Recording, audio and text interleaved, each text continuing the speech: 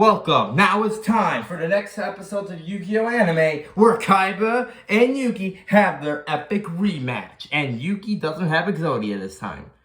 Yes, this is a different layout. This is my room because a laundry room would have been too weird to make videos in all the time. So this is my room.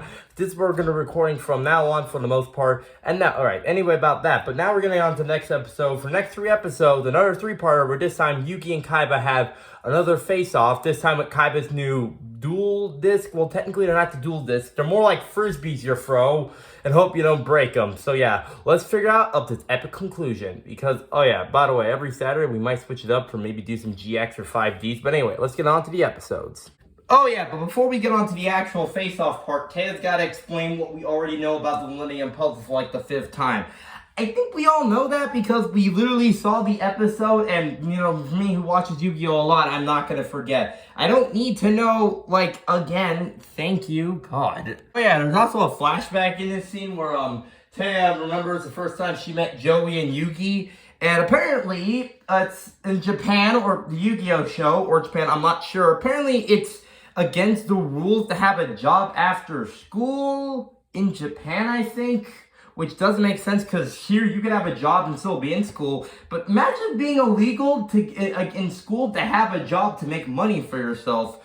God, what's next? I can't do my homework at home? That must be crazy.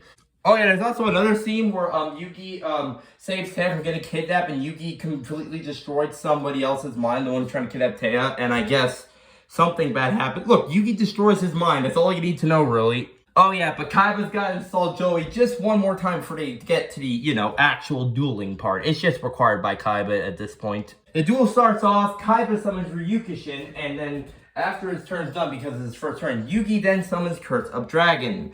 Yes, because 2,000 attack points. You know, it's like Season 1, just summon a monster with higher attack points, and then your opponent can just never hurt you. Oh yeah, they're also using the dual frisbee things, I'm not sure what to call them, and apparently the cards are freaking giant in front of you, which is definitely not weird or ineffective, I don't know. It's just how the first, I guess this is a prototype for the dual disc, because they wear it on your wrist, but not exactly. It's really weird. I like how Tristan used to say, this is way too intense. Why do they always say this is crazy or unpredictable? They always say stuff like that in like the first turn or so. It's crazy.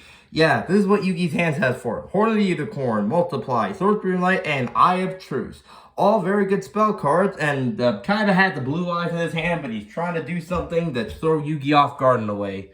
And then Yugi uses his trap card, Eye of Truth, which then, you know, in order to see Kaiba's hand, but the actual card, you can see their hand, but they also gain, like, I think, like 500 or 1,000 life points for every time you use the card. So yeah, Kaiba, and it feels like Kaiba has de-spelled Usagi the Dark Clown, La Jin, the Mystical Genie of the Lamp, and Blue Eyes White Dragon, which Yugi was surprised he didn't play earlier, but hey, don't worry about it. Yeah, anyway, Kaiba activates his Crush card, Virus, which for some reason is a spell card here, one for the rest of the show, and in real life, it's a trap card. Look, it doesn't matter, okay? You'll get what it actually means in the later seasons. What it does is when Yugi attacks his monster it's destroyed, and Yugi, all his monsters on the field and in his hand and deck with 1,500 attack points or more are destroyed and sent to the graveyard. Pretty much crippling half of Yugi's monster part of his deck and really destroying any powerful monsters he can, destroying any of other Kaiba's monsters. Also, it's kind of funny when there was a virus on there. It's like there's an actual computer virus in the dual disc. That's just kind of funny.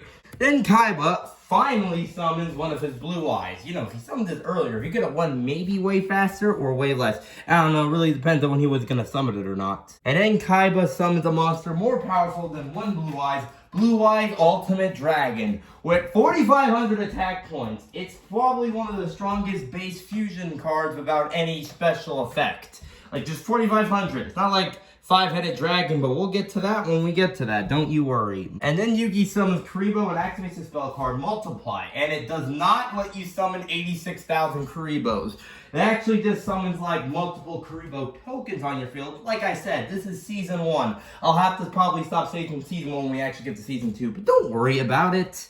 We'll just worry about what's happening. Okay, first off, you cannot combine Graveyard Mammoths with an arrow card and polymerization. You can't do that. You can't fuse a monster with a spell card. Come on, man. This isn't the Yu-Gi-Oh! Abridged series where it was funny, but come on, you can't do that. That's against the rules of how that works. I also love how Kaiba's Ultimate Dragon kind of gets infected and kind of close to being destruction the second he summons it. It's like a lot of boss monsters. Yeah, it's Mammoth's Grave Fusion Monster is fused with Kaiba's Blue Eye to slowly infect and drain him of his life points, decreasing his strength so you can destroy one of his other monsters, which is pretty cool, even if it's season 1, it doesn't make any sense. And Kaiba has a Vietnam flashback or something about Mokuba, and he's like, no, I can't lose my brother. There has to be something I can do. And then Kaiba comes up with probably one of the most genius and stupidest ideas in the entire show. And Kaiba's genius idea is to threaten to jump off the building if Yugi attacks.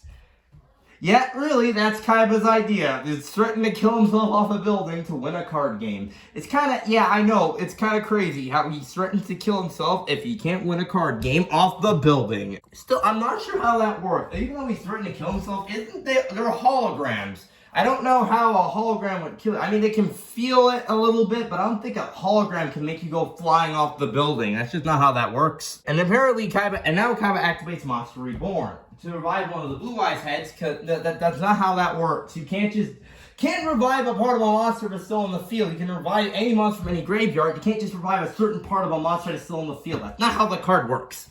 No. And then Yugi, regular Yugi, is so certain that the spirit actually needs to win so bad, he's like, stop! And then the Celtic Guardian stopped, and then aiming Kaiba to attack his Celtic Guardian and win over Yugi.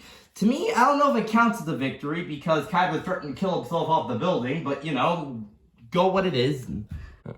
Anyway, that was 3 more episodes of the Yu-Gi-Oh! Anime. Pretty cool to see another rematch against Yugi and Kaiba, where it's not like I pull something at the last second and win, but really cool to see how the stakes are so high that each of them are willing to do anything to win to save the one they love, which is pretty interesting. Next series of the anime will either reveal another episode of Duel Monsters or maybe even GX, but anyway, stay tuned for next time.